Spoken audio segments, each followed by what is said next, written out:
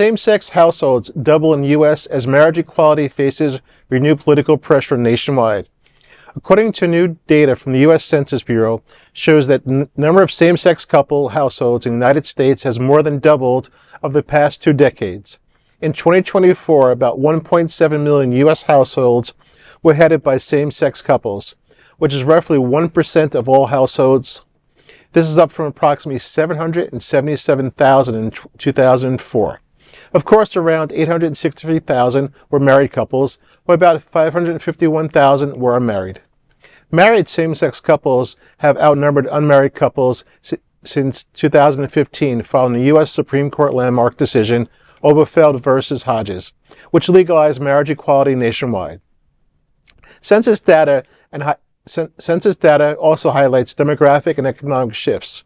Married lesbian couples now outnumber married gay men couples, reversing trends from 2004. Median household income for lesbian couples reached $108,000 compared to $104,000 for male couples. Despite similar employment rates, globally, 40 countries have legalized same-sex marriage since the Netherlands became the first in 2001. In the U.S., support has risen to 63%, up from 35% in 2001.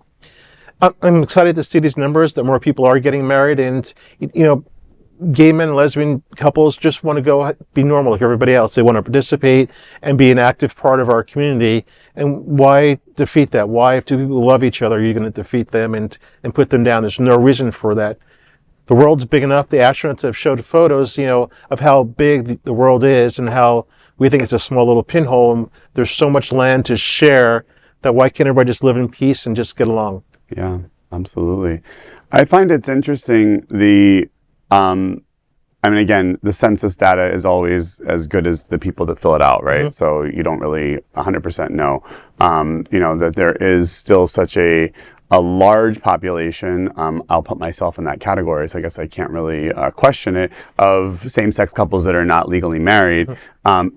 On the basis of the protections that you receive as a married couple, Social Security benefits, which I think is one of the biggest ones. I think as a financial advisor, talking to clients about, God forbid something happens to one of you and the other person has, a better Social Security benefit, they would not be eligible for it if you are deceased, if you're not legally married. So there's a lot of benefits that are being left on the table. And especially under the current administration, I did, at one point there was kind of like a little bit of a rush for people to feel like they were going to, maybe the Supreme Court was going to overturn it.